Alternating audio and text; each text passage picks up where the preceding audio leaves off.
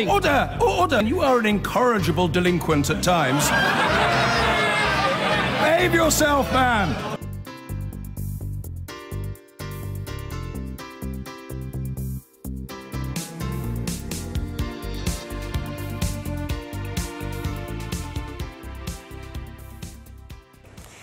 Now, Jeremy Corbyn has highlighted the case of an 81-year-old who died while waiting almost 4 hours for an ambulance. As pressure mounts on the NHS this winter, he tweeted a link to the story with the words, "This should not be happening in our country." Our chief political correspondent, John Craig, is in Westminster.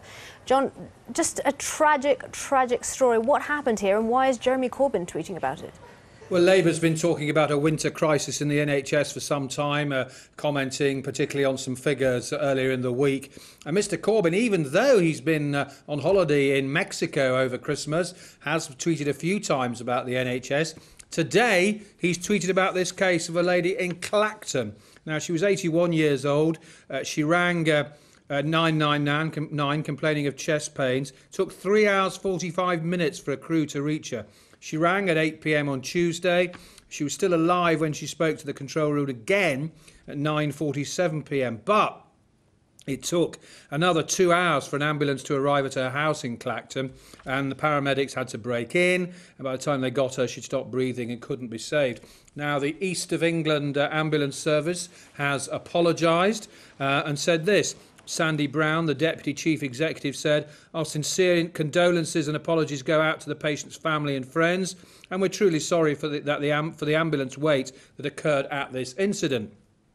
Mr Brown said, "We have very publicly expressed how stretched the ambulance service is and the pressures our staff and the NHS as a whole have been under the past few days. As a trust, we've experienced our busiest days ever."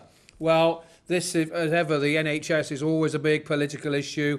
There's always talk of a winter crisis. Labour clearly wants to exploit this, keep the pressure on the government. Jonathan Ashworth, the Shadow Health Secretary, is due to give a television interview tomorrow. There's bound to be a common statement on the whole winter crisis, those claims of a winter crisis, when Parliament's back on Monday. Who will give it, though?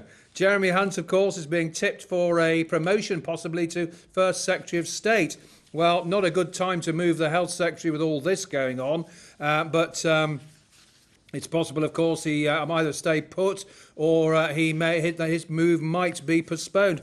The Scottish National Party have said that their health spokesperson, Philippa Whitford, has said after the damage Mr Hunt's done to the NHS in England, it'd be foolish for the Prime Minister to promote him to become her deputy. It would show utter contempt for the NHS. And she says there's only one place he should be shuffled, and that's to the backbenches. OK, John, thank you. An ambulance service has apologised to the family of a pensioner who died after waiting nearly 4 hours for help to arrive. The 81-year-old woman had rung 999 complaining of chest pain. The East of England service said it was stretched and had warned of the pressures its staff and the NHS were facing. Our correspondent Sarah Campbell is at Clacton in Essex for us now. Sarah. Well, Kate, the woman who died hasn't been named, but we do know some of the details of her tragic death. She called 999 on Tuesday evening and waited and waited. After about an hour and a half, the ambulance service did ring on her, but it wasn't for a further 2 hours when a crew finally arrived. They had to break down the door to get in and found her on the floor, unconscious, not breathing, and she couldn't be saved. The paramedics who found her are said to be devastated. The period over New Year was, according to the local ambulance service here in Essex, the busiest ever. On the day in question, they received more than 4,000 999 calls, far more than usual. A statement in response to the death of the 81-year-old woman said, "Our sincere condolences and apologies go out to the patient's family and friends.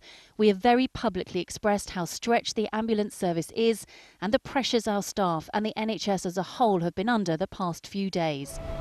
The union representing health workers also blames wider pressures on the health service. I think that there's chronic underfunding. It's endemic. It tells us that the public sector is under so much strain that it is now beginning to kill people.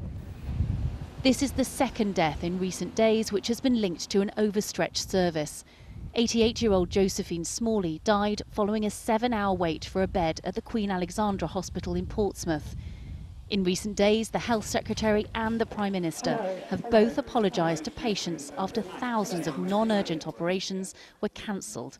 The Health Service says a combination of winter flu and cold weather are adding to pressure on the service. Here in Clacton, the local MP is demanding answers. I'm furious. It shouldn't happen. We need an inquiry. We need to get to the bottom of it and find out what happened and make sure that it never happens to anybody again. And is the government doing enough, your government? We'll find out when we have that inquiry. With temperatures once again dropping, the worry is that the health service simply won't be able to cope. And that is indeed the worry. Well, the Department of Health said today it has brought in new measures which should help emergency departments cope with winter demands.